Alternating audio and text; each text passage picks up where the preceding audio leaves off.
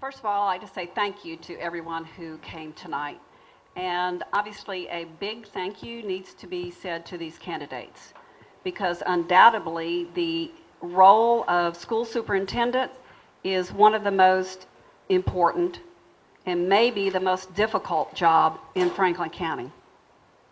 The superintendent office not only oversees a $23 million budget, they manage 200 plus employees, including contract negotiations, and one of the most important is to stay current on all Florida state and federal education laws.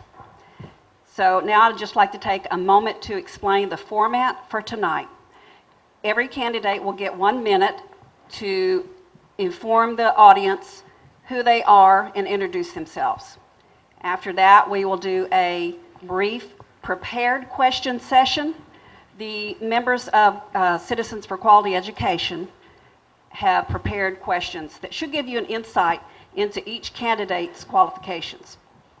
Then we have the note cards from the audience. If you have not turned your note card in with your questions, please turn it into either Susan or Katie at the front door, and we'll be glad to ask your question. If you want to direct your question to all of the candidates, please write all on the top of your card. If it's for a specific candidate, put that candidate's name. After the prepared questions and then the audience questions, what we would like to do is move the chairs in the back room so that you can have an opportunity to do a one-on-one with every candidate that you choose to. If you have any personal questions, that would be the appropriate time to direct them to that candidate. And just a reminder, please turn your cell phones on silent, please. All right. If anyone is was unable to make it tonight, this will be on Forgotten Coast TV and YouTube. The resumes that won't be used tonight from the candidates will be at all 3 libraries, and any voters can come pick up a copy. All right, we are going to start with 1, 2, 3, 4, 5, and we're going to ask the questions in a random order. Mr. Robert Murray, could you answer the question first? And then we'll just go straight down. We realize that there are many to choose from. Excuse me, are we going to do introductions? Oh, I'm sorry. Yes. I was skipping right ahead. Yes, would you introduce yourself first, and please hold the mic. Well, I'm Robert Murray. I'm from... I was hoping I'd get to stand up. I'm Robert Murray. I'm a lifelong Franklin County resident, as my father was and his father was, and on my mother's side also. I'm 53 years old, live in Carabel. Been married 24 years to Lisa Owens Murray. I have 2 sons. Aaron's 22, Matthew's 17, and that's why my wife's not here. She's at a ball game with him right now. He's a senior at Franklin County School. After I graduated from Carabel in 1980, a few years down the road, I went to Rhema Bible Training College, and it's a 2-year school. I finished that up and got a diploma in biblical studies. I worked at the sheriff's office as a DARE officer, taught in all the Franklin County schools. Back then we had a lot. But I'm just ready to get started. I feel like we have the potential to have one of the greatest schools around. Well, the teacher and me prepared a statement for tonight. My name is Tracy Moses. I'm 38 years old and a lifelong resident of Franklin County. My parents are Monica and Leslie Lemix. I'm married to Eddie Moses Jr. We have 3 amazing sons: Brandon, 20, of Sugar Hill, Georgia; Ethan, a sophomore at Franklin County High School; and Mason, a 5th grader at the Apalachicola Bay Charter School. I have a Bachelor of Science degree from Florida State University in elementary education. I've been a public school teacher at ABC School, a public Title I high-performing school in Franklin County, for 14 years. And currently I am on the Booster Club at the high school, School Advisory Council, and I believe we have many challenges facing our school district that the school district alone cannot solve. This is a community problem, and we have to have a team effort. Together, everyone achieves more. My name's Homer McMillan. Most folks call me Mac. If you're from Carabel, where I was raised, you probably know me as Little Mac. How that happened, I don't know. But I'm running for Superintendent of Schools for Franklin County. I was raised in Carabel, and I'm a product of our county. My wife, Dee McMillan, is an elementary education teacher with a teaching certificate. Dee, stand up for just a minute and smile. Let's all embarrass her real good. All right, that's Dee. We have 2 children, Hillary, who's a student at Ringling College of Art and Design, and my son, Inman, who is known as Homer in this part of the country. And he's a student enrolling at Florida State to study mathematics or physics. I'm the candidate for superintendent that represents a departure from business as usual in our school system. The children of Franklin County deserve the benefit of an administrative system that empowers teachers, engages parents, and encourages students to achieve excellence, be held accountable, and build character. My candidacy represents a transformation of our school system into a model of rural Florida education.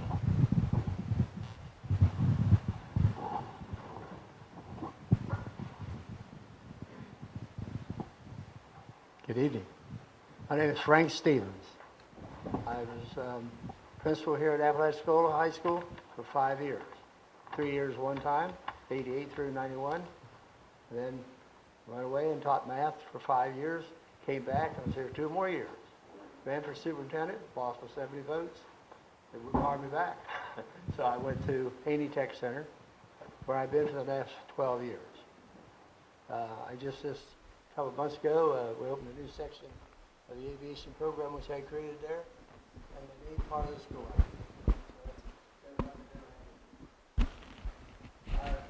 There you got my resume. I'm not going to say hello person book now that they told me.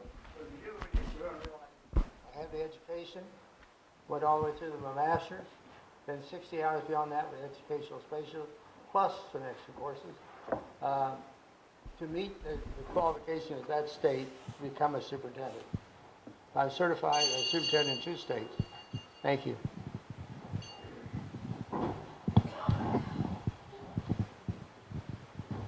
Good evening. I'm Sue Summers, and I am originally from Liberty County, but I went to school most of my life in Tampa and St. Petersburg area. I graduated from the University of Florida with a bachelor's degree and from FSU with a doctorate degree in social science education. I've spent over 35 years in education, from a classroom teacher up to superintendent of schools. I do have the experience. I have the experience that's needed to bring Franklin County to the excellent level that it can be. I feel like we are sitting right at the precipice of either moving forward to that next great step or falling back into a routine that's not good for our students. We have to have our kids ready for this next generation. That means they have to be able to think, they have to be able to solve problems, and they have to be able to deal with change, because change is coming, folks. When you go through this exhibit, you'll see how much change has happened in 100 years. It's going to move much, much faster in the next 10 to 20. So we need to prepare our students for that. And I appreciate your time.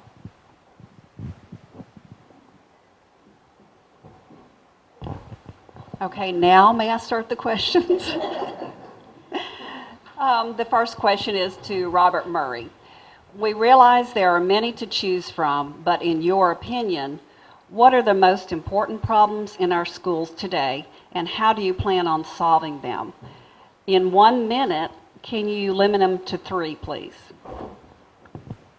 One of the most important ones I'm hearing, and not the most important one, just one of them is discipline. Could you stand up when you hear that?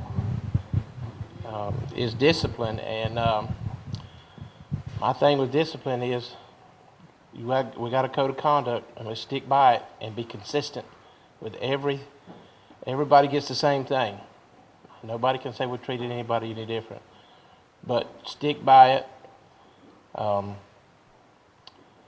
think another thing too is complacency, and I plan to get in there and be a big part of what's going on at the school every day, getting to know teachers, building relationships with children, being accountable, being accessible, and I think that that's one of the things. Another thing is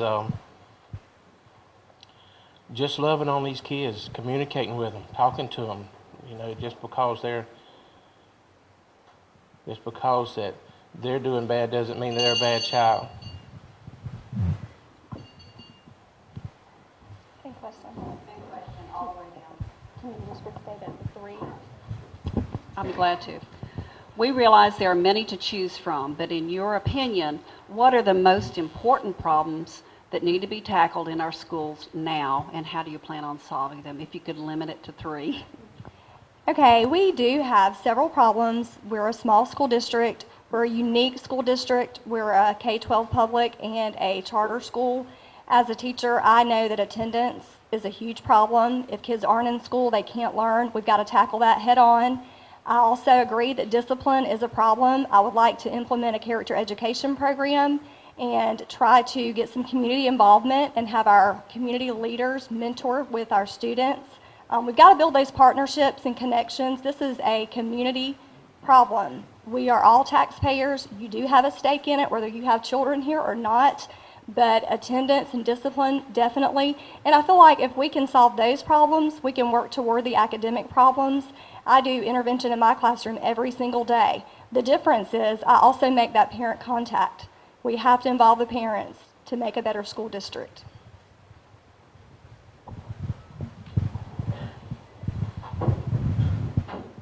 The issue in education is often cast negatively. I do not believe that it's appropriate to cast the first issue negatively. I believe that we have an excellent school system that needs to wake up to its excellence. We have a lot of things that are going right in our school system. The job of a superintendent of schools is not so much one that monitors certain educational programs and makes sure certain budgetary things function. You put people around you to do that. The job of a CEO is to cast vision. We need to be casting a vision of excellence. Additionally, there needs to be accountability. Accountability for administration, accountability for staff, accountability for children, and accountability for parents. And then finally, we need to build character. All of us have failed at one point or another. You build character from the point of failure.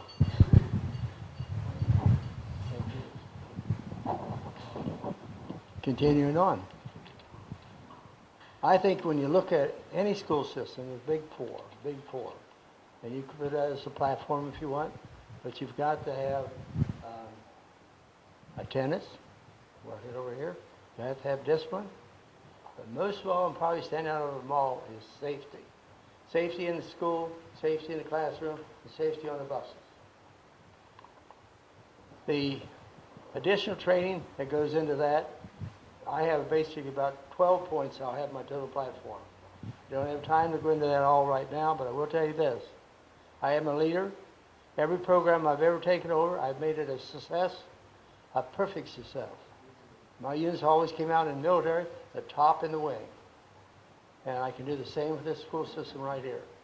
I know how to do it, and I've had the experience. I've worked in the hardcore inner city schools. When I first came here, they told me how bad these students were. I told them I came from the inner city school. You don't know what bad kids are. Because these kids here are good kids. They just have to be trained, and everybody to the level that they're capable of getting there. We don't consider them all the same.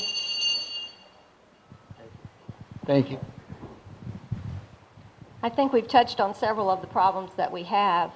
Attendance is an issue. I think we are putting into place right now some systems that will help us address that issues. As superintendent in Liberty County, our school grades were always B's and C's. It started out as a C, and every year after that we were either a B or an A. I know how to bring teachers into the problem solving. It does take everybody working to reach these goals. It can't be just the administration. It can't be just the teachers.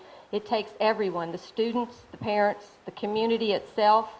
And they all need to be held accountable. There is a certain amount of accountability that needs to be developed and cultured here so that they, one, have respect for their own work and can then reach the goals that they have outlined for themselves or the desires they have for their future goals. And that's what we want. We want successful citizens in Franklin County. Thank you. For question number 2, we're going to start with Ms. Moses and go to the end, and then you will get an opportunity to answer last, Mr. Murray. Some would say that the morale of school employees is at an all-time low. Please tell the audience what your plan is to improve employee morale. I actually have reached out to other school districts, and the best advice that I got was from Gulf County. And I know we don't have a great relationship with them, but I hope to repair that. He said that the superintendent role, the leadership role, is a ministerial role, that people are going to come to you with problems, and you have to be a problem solver. So I have solved problems in my classroom, in my home life. You know, you have to be a problem solver, and we have to be innovative in Franklin County. So I believe being able to solve problems and lead in a positive way will affect our morale, and it will also build leadership among our staff. We have teachers that have great potential, and sometimes they just need a pat on the back. You know, you've done a good job. So leadership, I believe, is similar to ministerial work.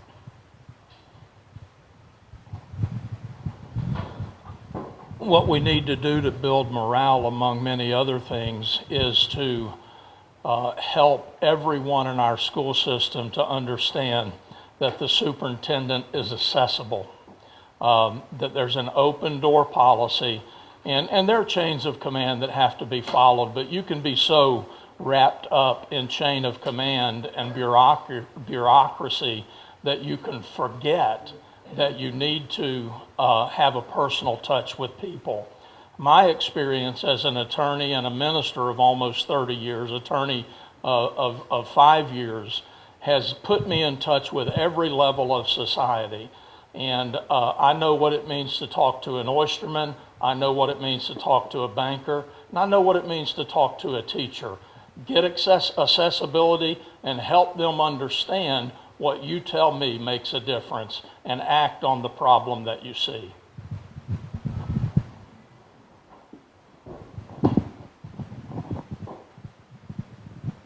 Tied into budget.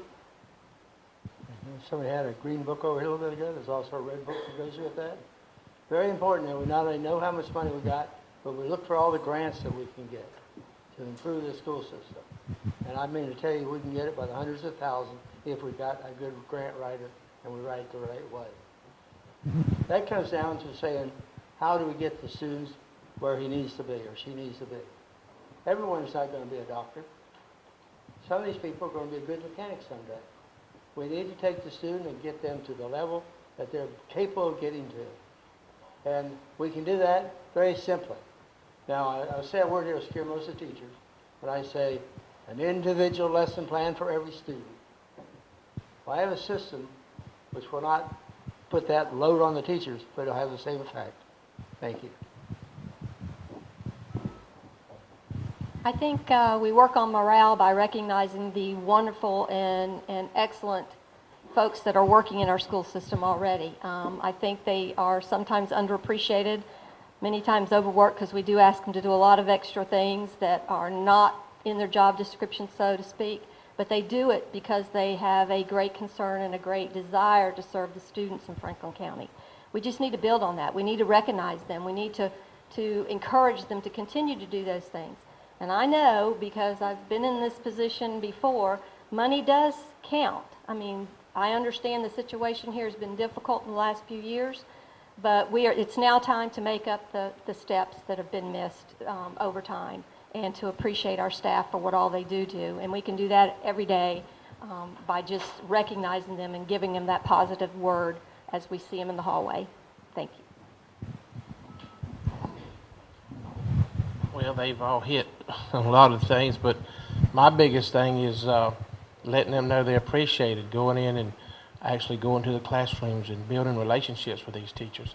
They got to know that they got a leader that's behind them, that's not distance, but right there, that they can talk to, that they can bounce things off of, that's willing to listen to their ideas. You may not use every idea, but you're willing to listen to what they have. Just letting somebody talk to you makes a world of difference. And yes, compensation is, I've picked up the salary schedule, and there's a lot, some real high and some real low. And so at some point in time, we're going to have to figure out a way to bring that part up, because I know it's been a while. But my thing is just making one-on-one contact with people, let them know how much they appreciate it. People don't mind. I've worked for people too long because I liked them, and they was good boss men, but the money wasn't right. And I should have left early, but they were just swell people, and they don't mind working if they know they're appreciated. Thank you. And Ms. Sensing is going to give you a 15-minute warning, and that's 15 seconds. We want to get out before midnight, I know. 15-second warning. The third question will go to Mr. McMillan to start, and then down the table, and then around again.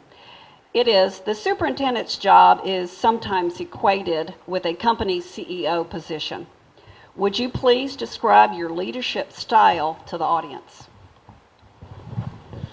My leadership style is what may be described as Reagan-esque. A lot of ours remember, a lot of you may remember President Reagan, and he was famous. Many books were written about his leadership style. He gave people the opportunity, he projected vision for them, and he gave them the opportunity and the resources to accomplish their task. Now, I want you to understand something. I am the transformational candidate at this forum. Transformation is what's going to have to take place in our school system. I don't represent the status quo. I represent a new approach, and a new approach will inspire to excellence, accountability, and character. Be transformational, and you can lead.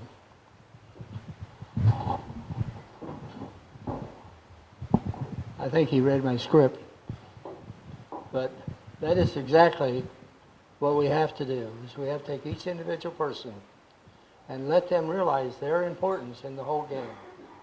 And when you show them how you're dependent on them and you give them the help that they need to do the job, you'll be surprised what kind of results you can get. People like to be patted on the back. And when they do something that's deserving, they need to be patted on the back. They need to be recognized. In the military, they give them ribbons and stuff, so they're proud of what they just done. Here, we don't quite do that. We sometimes give them more work instead of taking work away from them. But they do great. If he's doing great, we'll give that work. We want something done, let that guy do it, or that guy, because they can always get it done. Yes, we have people like that. But let's give them reward when they do that. There may be some monetary reward we can give them actually bonus on. But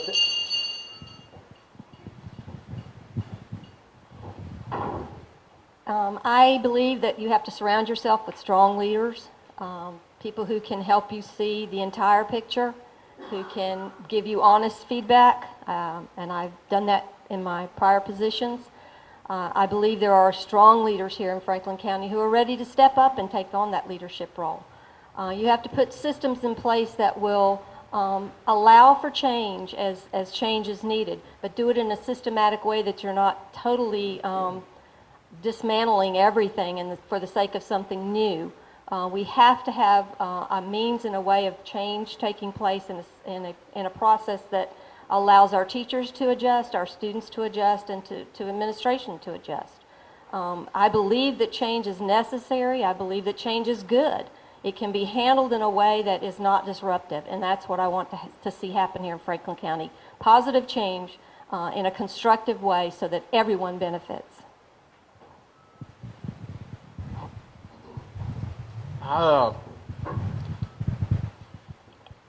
My thoughts is we're going to do the right thing every time, regardless. I'm like Mac, I've been a minister for probably around 25 years now. And there's a scripture that says, I'll swear to my own hurt. In other words, we're going to do what's right even if it hurts. And you can never have to look over your back or look behind you for something you've done if you do the right thing all the time. That means being hard in the hard places, and you have to back off in the places where you don't have to be hard at. Because if you mix them up, you're going to cause yourself a world of trouble. But I believe in doing the right thing all the time and being truthful with people. Don't ever try to hide anything. There's never an excuse for having to hide something or tell an untruth. But do what's right and do it every time.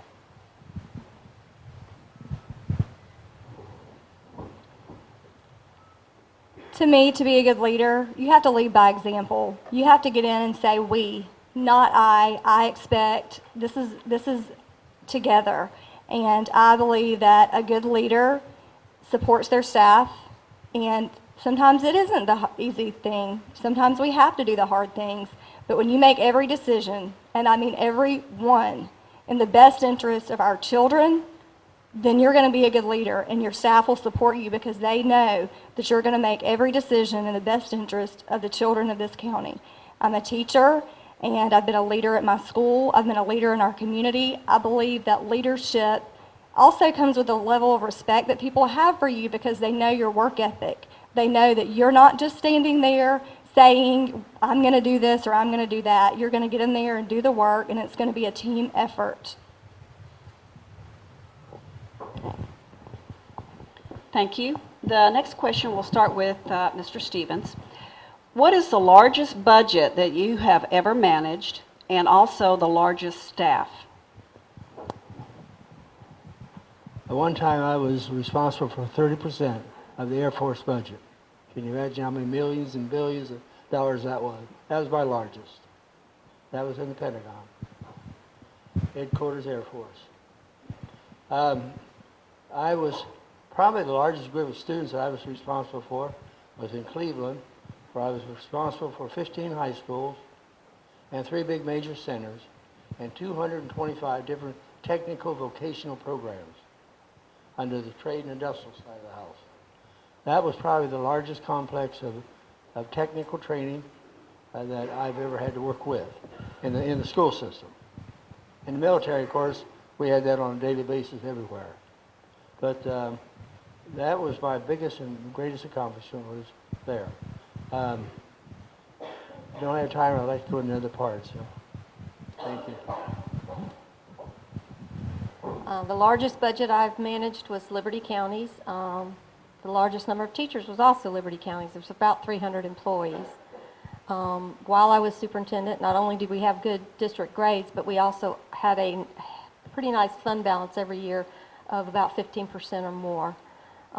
We did some cost-saving things that were not always popular, but were the right thing for the district at the time and for the taxpayers at the time.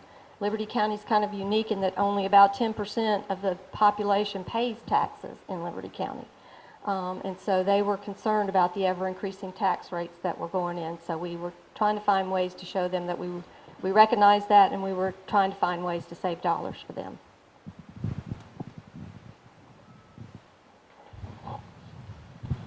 While I was working at the sheriff's office, I guess maybe that was being a part of that budget. I think it was around a $5 million budget, and there was 85 employees there. I had particularly under me probably had about 15 employees. I was supervisor over all the DARE and SRO stuff and the school resource officers and all of dispatch and communications. And we put in new radio systems, and I was part in buying cars and ammo and guns and that kind of stuff. So I knew what it was, what I had to work with. I was in on some of the budgetary meetings, so I knew where money had to be, you know, what you had to do the right thing with the money and things like that. But that was probably the biggest one that I've been myself been a part of and was able to sit in on the meetings. And 85 employees, like I say, myself, I had about 15 under me. Well, working on a teacher's salary, my budget at home has not always been very large, but My husband and I started out very young and bought property in Franklin County and made investments for our future. And we have owned and operated a rental business for over 10 years. And in my classroom, I have 22 students daily and parents, of course. And we really have formed a great bond. And I feel like that's why I'm successful as a teacher. I've built connections and relationships with my parents. I worked many years in Dixie Youth Baseball, was a vice president of the Dixie Youth League and managed 13 baseball teams and mad mamas when they didn't get their uniforms right and coaches when they didn't get their bats. So that is a little bit of my leadership. How in the world am I supposed to follow that? Folks, with all due respect to the questioners, the voters of Franklin County are hiring a CEO. I've managed budgets, I've managed numerous people, but if I don't have a chief financial officer or somebody who's accountable to the budget that can't put a list of key indicators on one page and hand it to me on a regular basis, nor can they explain a budget to my satisfaction. I didn't just fall off the turnip truck. I've worked on boards of directors for companies, ministries that process millions of dollars. I've looked at those budgets. And if I can't have a chief financial officer that can't put those key indicators in front of me and explain a budget, then I need a new CFO. My job is to cast vision. I'm the CEO. Thank you.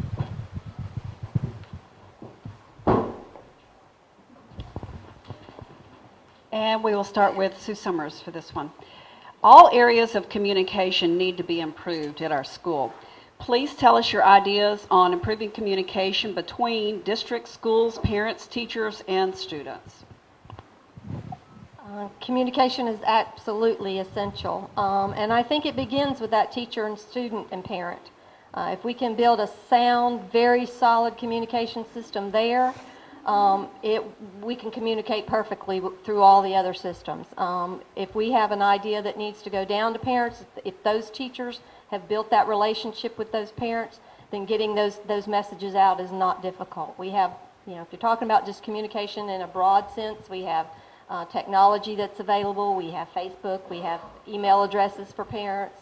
But I think it's that personal call from the teacher that makes the world of difference. It makes that parent know that, one, you know my child's name. You know whether they're there or not. You know how well they're doing. You call me not only when it's bad news, but when it's good news, and I think that's critical.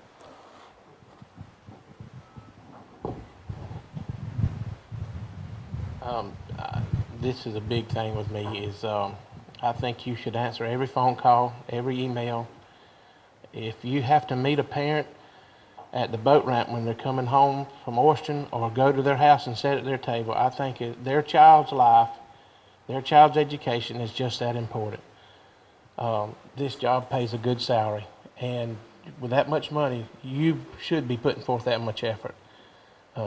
You've given Franklin County Schools the most important thing in your life, and that's your child, and we should have the same feeling for that child. And I'm willing to meet with anybody, anywhere, anytime, talk to them, listen to them. Sometimes people just need to get things off their chest, and they're fine. So me is answer every phone call. Make sure your secretary is giving you that feedback.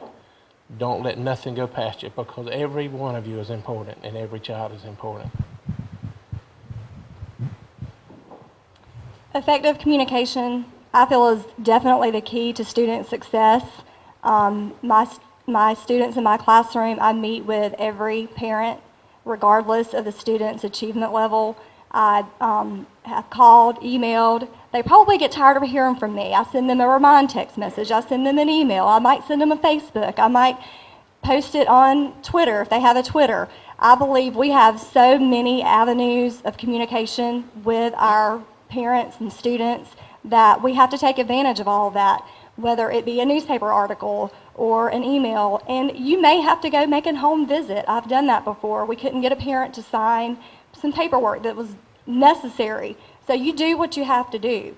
when it comes down to a child, it is imperative that we reach their parents, we reach the community, because this is a parent and community problem. Communication is key to success in school. Communication is broader than just teacher to student, teacher to administration, parent to student, parent to administration. We need to have open avenues of communication without threat of reprisals. But beyond that, we need to be communicating to our county, to our people in our county, that our school is a Class A school. I'm never going to put a B grade on a marquee and be proud of it, with all due respect. The fact is that we communicate to people, first of all, that we're training their children to be excellent. Number two, that education's not your enemy. We've got oystermen out there, and they feel like we're trying to take their children out of the family business. Put a marine mechanics vocational program back in that school like we had 15, 20 years ago. Good grief. Work with the constituency you have. Communicate.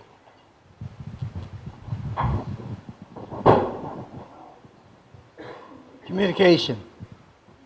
Many ways that wasn't even spoken of tonight, and everybody's hit a lot of what it has to be done, is how do you communicate from the principal to the teacher? I believe every classroom should have a computer in it, and the teacher's got their code, they can get in it, and then you can immediately send messages to the whole staff, just at a few finger touches today. Much easier than it was before. The old posting things on the bulletin board has long gone past. So today we're in the electronic world, and we can communicate all kinds of stuff. And being exact, there's all kinds of systems we can touch and bring up that actually will show exactly what you maybe need as an example for your classroom. And if you have these new modern E70 smart boards in the classroom, you really are communicating.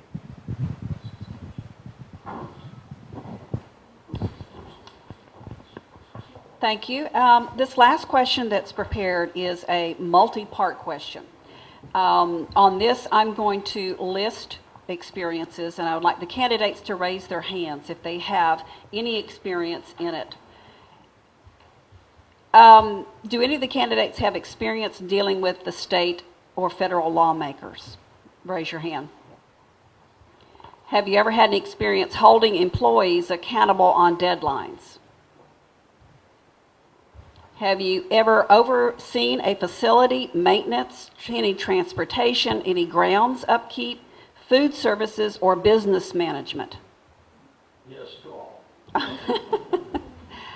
Any contract negotiation? Public relations? Personnel evaluations?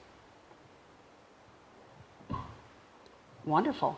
Okay, now we're going to start the questions from the audience. This question is from the audience. It is to all the candidates. What solutions do you have to improve the graduation rate? Want to start, Mr. Murray? I think we need to start early, and we need to set ourselves some goals, some manageable goals, and reach those goals every year. Every student that's falling behind, and every teacher has to set those goals.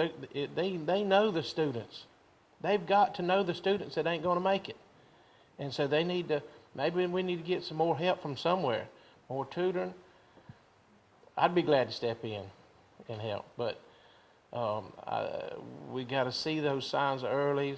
There's got to be a problem, because low graduation is just a symptom of the problem. So, and low test scores. So we've got to find out where those problems are, pinpoint them, and attack them early.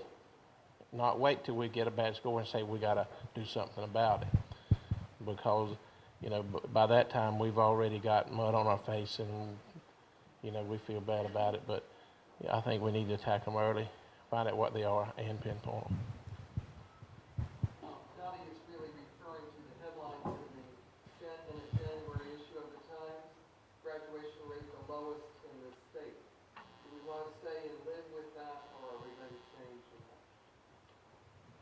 We have to move forward. We absolutely should start tracking our students as low as pre-K. When I taught pre-K, we did evaluations on the students with speech, with language development, with brain development. And I do want to clarify, when I said real teacher, I didn't want to take anything away from pre-K, because believe me, I wipe noses, and there is a lot of work in a pre-K classroom. But to improve our graduation rate, we have to track our students.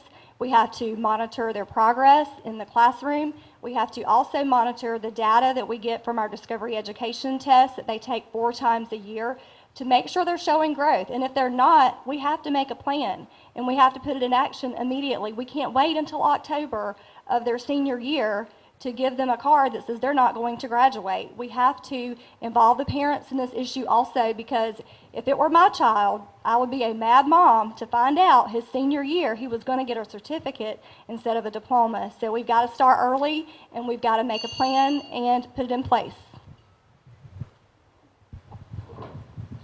Yes, at Liberty University, where I'm an assistant professor and an instructional mentor, we have a tracking system for students who are at risk.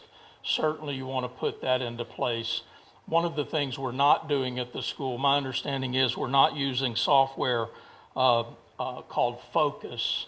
And I believe we need to have everyone, hold everyone accountable to that, number one, so we can track truancy. Because if the student's not in the classroom, they're not going to graduate. Additionally, what we need to do is address the disciplinary issue, because I promise you this, if you want a student to drop out of school, put him next to another student that wants to drop out of school. Water rises to its own level, and we need to deal with those students, hold them accountable to the code of conduct, and put the student that wants to learn in an environment where they can, and not hold them hostage to the student that doesn't care. Amen. The student really wants to learn, but if he can't read, they're embarrassed. They don't want to get in front of the class and be required to read something. And now, what do? How do you correct that? Basically, it should have been discovered long before, and the student shouldn't be put in an embarrassing situation like that. I spoke before about making this completion sheet, which covers the framework that the state says must be taught in each and every program. That shows exactly what the student's going to have to study, and what he's got to do, how much time he's going to spend on it. And like I said a standard at least of 75. Now, if a student doesn't make that, it automatically tells me he needs help or she needs help. And we'll get it for him.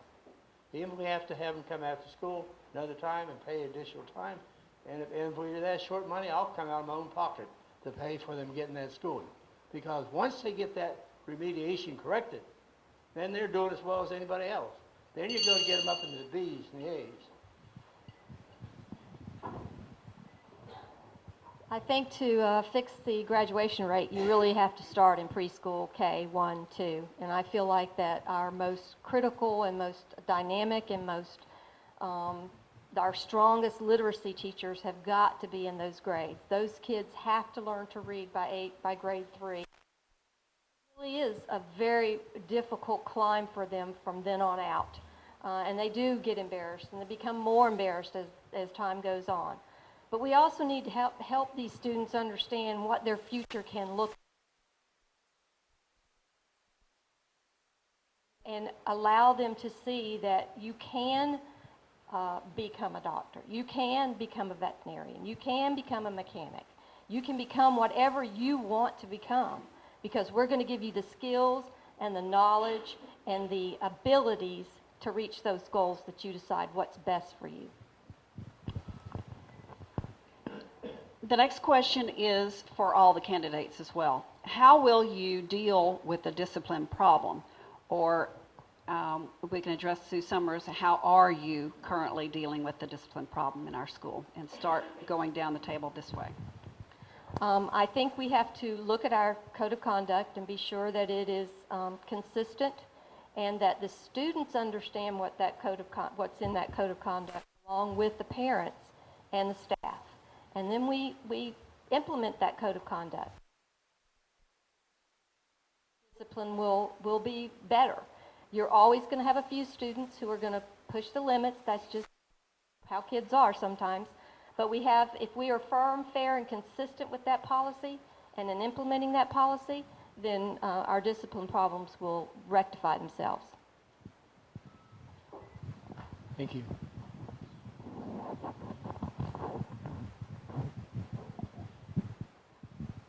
When a student is doing something wrong, how does the teacher know or the administrator know what should be done with them? And so the first thing I would do is make sure we have a rubric built which shows exactly the different types of problems that may occur in the classroom and what the punishment for that is the first time. And the second time, a little bit more severe. And the third time.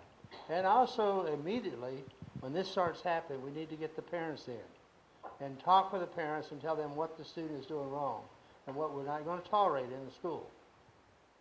And that requires establishing rapport with the family and with the student, and you'd be surprised how quickly once that's done, the student starts conforming. Because they know they're not going to get away with it, especially if they play sports, because you stop the sports right there if they are not coming to school and if they're bad in school. But that's basically how I have done it very successfully. Well, the reason we have the question is because it's not being done now. The fact is that the status quo is not satisfactory. The way that you assist a teacher in classroom management is you hold a student accountable to the code of conduct. And when principals and deans are allowing referrals to stack up on their desk without responding to them and holding that child accountable, then that is going to denigrate or degrade classroom management. Now, a teacher can't send a referral for every lack of a dotted I or crossed T, and you have to work with the teacher about that also. Willing to give credit where credit's due, but how can we stand here and say, well, this is what we need to do when it's not being done right now? We don't need the status quo, we need transformation.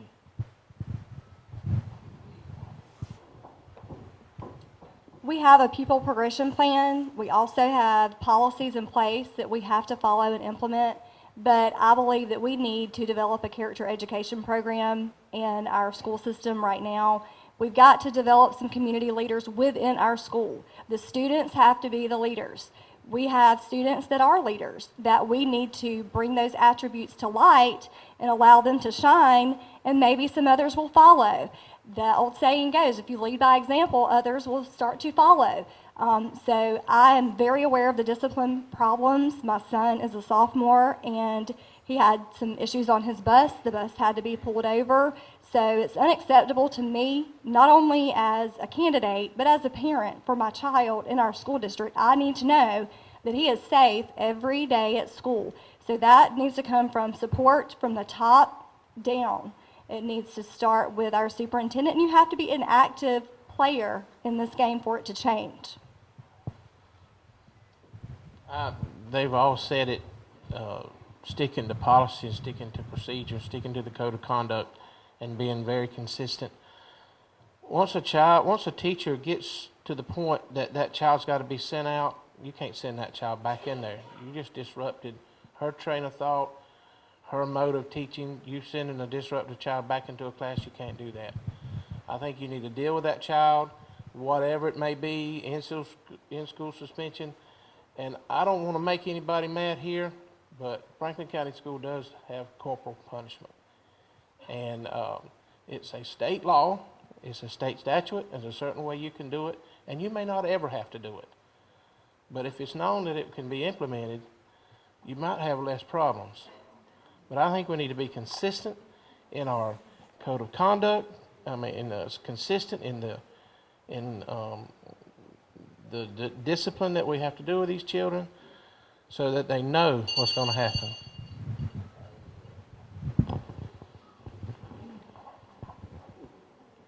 This question is also for all the candidates, and we'll start with you, Ms. Moses, and go down. Given the bottom ranking of the consolidated school, what 3 actions would you take as superintendent to make a dramatic change? Rankings as in The school grade? the school grade. We definitely, like I said before, we have to start tracking students earlier, but we have to follow through with that tracking. Parents have to be involved. This is not just a school problem, it's a parent and community problem as well. So to me, if you build those relationships with schools, with families, we have to also align our community resources and pull together, and everyone could come in and provide resources, or if students need intervention, we need to make sure they're getting it daily, and we need to follow up. I like to use Discovery Education. I also use classroom data. I also use their previous year's data to compare. It's hard for me because I'm a data person. I like to look at it. I like to know that my students are getting that grade. I was the student that wanted an A. So I believe that we need to track student data, and we've got to reach out to the parents and bring them in and hold them accountable as well as their students. Everyone achieves more working together.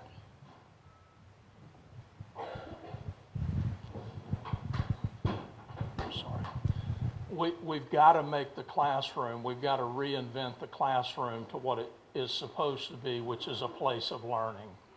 And you do that beyond just vision casting. You do that by being fearless.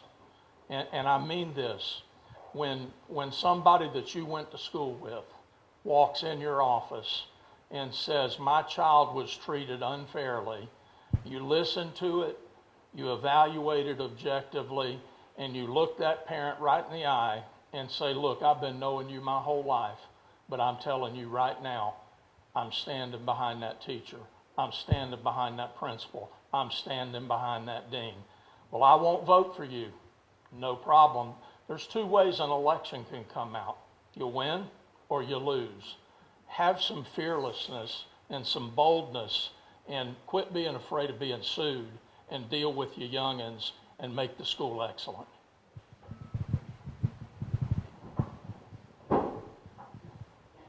Amen again. Really, the discipline in a classroom cannot be tolerated if it's bad. Good discipline, people on task, and that's part of the teacher's job too, to keep the people on task. And I have found that most classrooms that are really having the trouble sometimes have a teacher who's really not doing their job. So it's not just the students. And an administrator has to be able to evaluate what is going on. And before you meet that parents, you need to have already made an investigation. And I can tell you stories right here in this town that happened. But when I was principal here. And the parents could believe their child did no wrong until they got there and heard the child tell them themselves, yes, I did that, Dad. So, but anyway, we have to have discipline. It's got to be done properly, and we have to have attendance. And then my system will kick in, and they'll learn, and they'll be taught, and they'll know what they'll not be afraid to face anything. Thank you. Again, I think the graduation rate begins in early elementary. We have to have that solid foundation there in literacy skills so that those kids don't face a continuous problem of trying to read text that becomes more and more complex with each grade level, and their skill gaps have not been addressed. So I think my focus will be on pre-K through 2. But I also know that we have to use the data that we have. We do have focus. It works. It works if we learn how to put the data in and we learn how to get the data out. And if we use this system that we've already paid for and we already have in place, we can figure out which kids are struggling. We can get those kids on track to graduate. We can do credit recovery. We can do a summer program that would be an intensive boot camp to get those FSA scores up and also to get those kids through those assessments that they must pass to graduate. There again, we all hit on the same things a lot, but I think communication. I want to tell you a story. My son graduated, scored all the scores he needed to on his regular schoolwork. When he got to FCAT, he didn't make it. He had to take a GED later on. Thank God he just went right and done it, and he's never missed a beat. He's okay. But communication, back to me, I didn't know that till right at the end. And, you know, you want to see your son walk. But I think communication is a big thing. And it's just sticking to the consistent discipline and catching these kids when they're down here where they need, you can help them at. You can't help him when he's walking across the stage, but you can help him on the low end, or her. So I think we just need to stay on point with catching these things and have these teachers.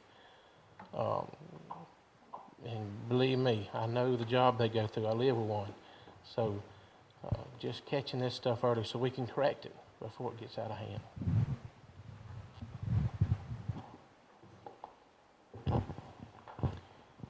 This next question is, how will you address teachers who miss far too many days to be an effective teacher?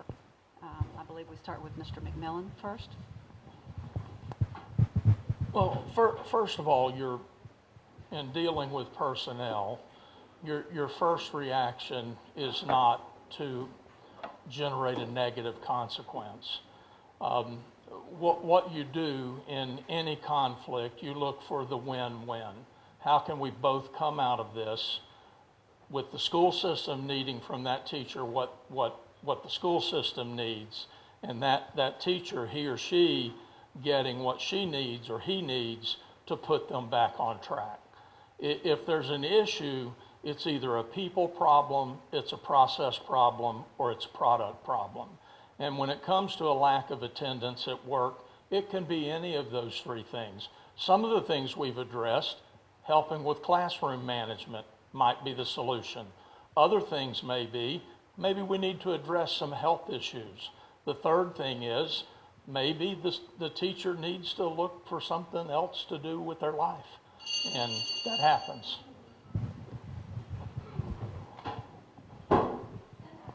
What highly qualified teachers know and do in their classroom. Good book put out by Todd Whitaker on that. Very well, every teacher should read it. The teacher in the classroom, they have many, many problems at home. And don't forget, there's drugs out here and there's alcohol out here. And the teachers are just as subject to get in those too. So you have to really watch your staff and work with your staff. Know your staff. If they got a problem, identify it and get with them and solve it. And if you can't solve it, then unfortunately the teacher's going to have to go.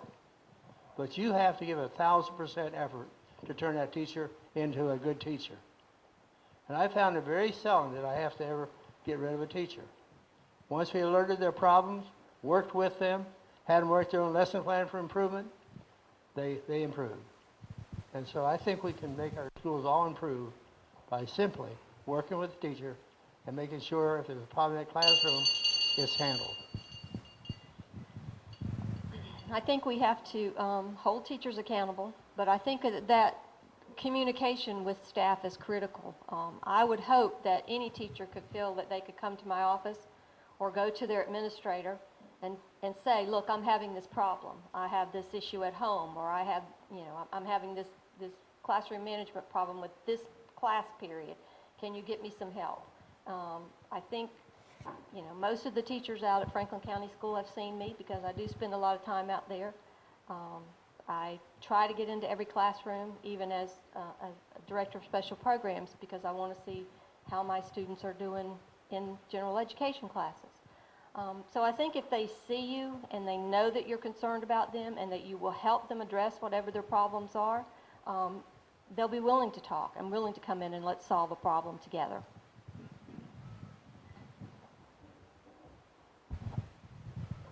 First of all, I think you should do all you can to work with that teacher to find out what the problem is and see if we can work something out.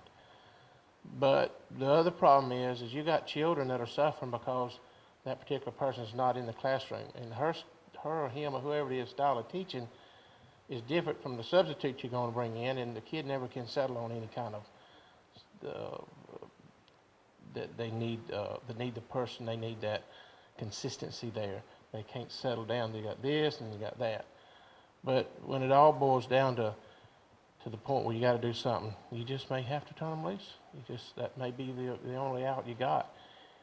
You give them, they're adults, and you give everybody the chance to improve and do everything you can for that person. And when you just reach that point, you just have to know that it's time to let them go.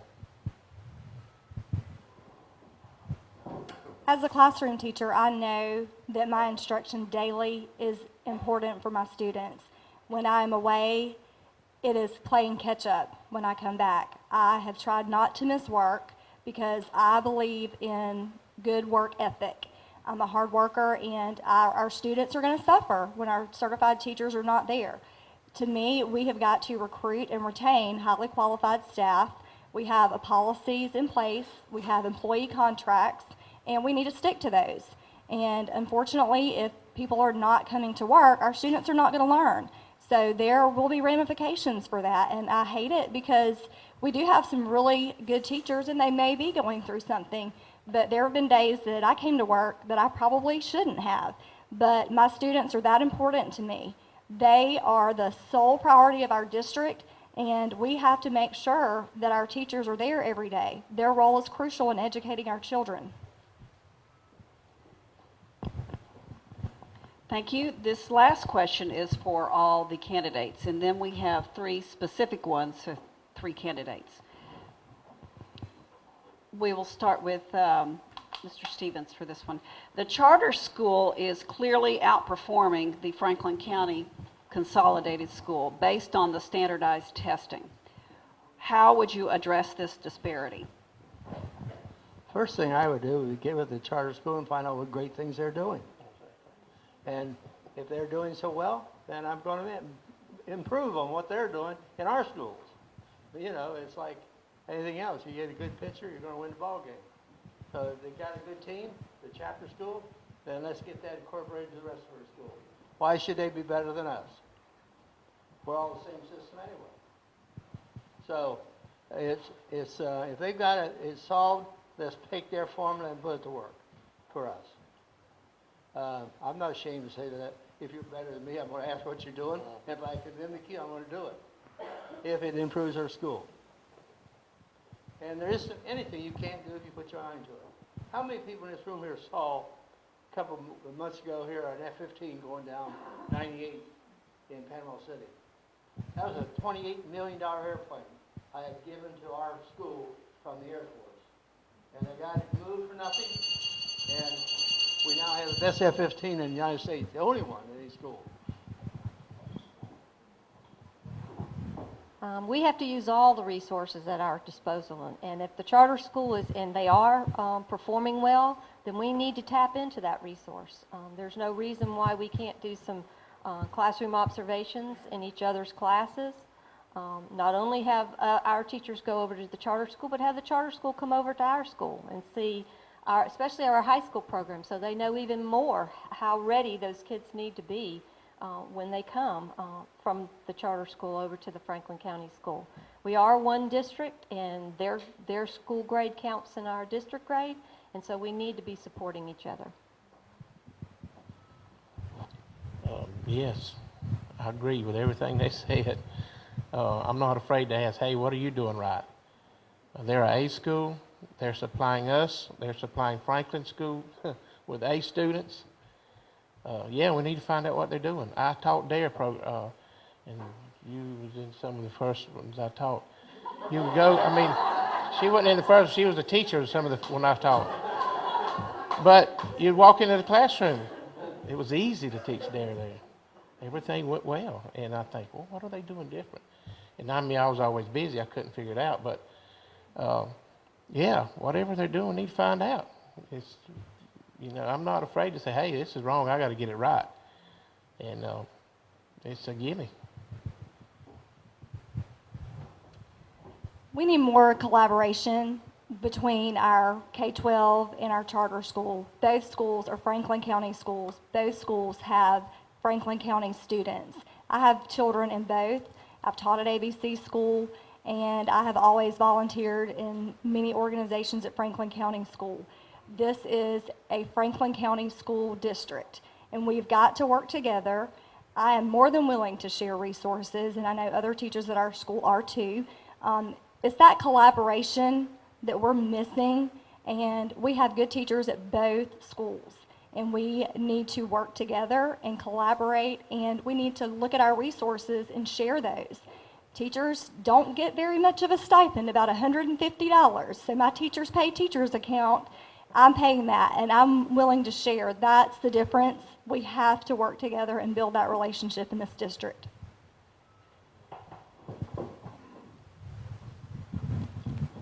The mistake we make when looking at two different schools is to consider that our district is a zero-sum game.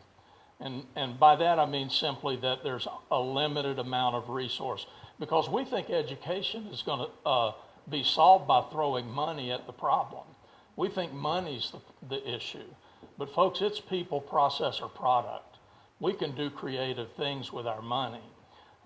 Early on in this campaign, I launched a discussion about the possibility of another charter school on the eastern end of our county, if we can do it fiscally reasonably. Man, it was like a firestorm of people saying, what are you doing in my sandbox? I want to know what's right for the kid, what's going to be best for the child, not what's going to be best for somebody's career. Now, you need to look after your career people, because you got to keep and retain people. But what's going to help the child? That's what the superintendent of schools needs to do.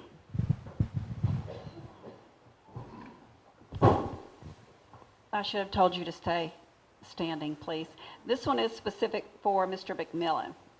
There is a rumor that you are dropping out of the race because you are moving. Would you please speak to this? I am a pastor and well acquainted with rumor.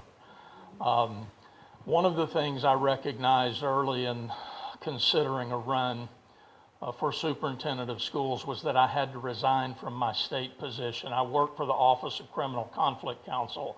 I represented indigent criminal defendants just like the Public Defender's Office does. I love working with indigent criminal defendants. It's a passion. But if I'm going to be superintendent of schools, I can't continue to practice law, obviously. So I have to wind down my Florida law practice. I had to resign to run, and I have to wind down my Florida law practice. So if you honor me by electing me, I've got to have time to finish this. If you honor me by electing me, then I am going to have to go into that job without having a bunch of clients that I have to take care of out there. And then finally, the fact is that I've taken some contract work out of state that I can walk away from at any time. I won't be obligated to any clients. I can just walk away from it. The agents will be happy with me. I'll be out of the county some. There's things called airplanes, Skype. I'll be around. I'm in the race. I'm not going away, and I'm sure you're all thrilled. Somebody say amen right there. This question is for Sue Summers. You are already working in the present administration. If you are elected superintendent, can you make the hard decisions on the employees? Are they with you now? I've made hard decisions. Part of the reason why I was not reelected was I made some tough decisions. I privatized our custodial service, didn't cost a single employee their job or their benefits or any of those kinds of things, but through attrition, we had the private company pick up the staff. That was a tough decision, and it cost me votes, be honest. But I'm not afraid of the tough decisions. If faculty or staff or administrators are not performing to the level that I expect, I don't have a problem having a conversation. I don't have a problem dealing with progressive discipline, and I don't have a problem saying you might need to find someplace else to work. So yes, I can make the tough decisions. And we just realized, We just realized that, Ms. Moses, you would be someone's direct supervisor of all the teachers that you are currently working with. So we'd like to propose the same question to you. Working in the present administration, present school system, can you make the hard decisions about the employees? Absolutely. I have a very strong spirit. I love education. It is my life's passion, and I hope that everybody in our district feels the same way that I do. I absolutely believe in offering suggestions, professional development. There's a way to do things. There's a right way to do things. But to me, you have to make the right decision for the students, period. And I have a lot of friends and family in this county, as we all do. We all know many people, and some of those decisions would be very difficult. But at the end of the day, what is right for the students is the main decision that I will make. This last question is for Mr. Stevens. Your resume states that your career objective is to obtain employment as the director of Haney Technical Center. How do you plan on maintaining two full-time positions, Haney being outside the county? That's what I'm presently employed. As of March of this year, I'm resigning from Haney Tech Center. And after all, I've been here 28 years in Franklin County. And I'm looking at our schools here. Why should I be working over there making great achievement? They just named part of the school out. But I'm giving that up. I'm back here in Franklin County to work with our schools here while I was principal for 5 years. I know this is where in Florida my heart is, right here at Apalachicola. I've had more challenges there and great times solving those problems. That I can see right now we need a lot of help. And I know that I can take these problems, correct them, and make our system. I say within 2 years we're going to be a B school across the board, and then we shoot for A's in the last couple of years. I know we can do it. And the system I mentioned before, too complex to talk here tonight. I'll already give you 15 seconds of it. But it will work, because every student will have an education capability. Thank you, everyone, and that concludes all the questions. We would like to move the chairs out of the way so that you have an opportunity to talk one-on-one with any candidate or get information from them. Thank you.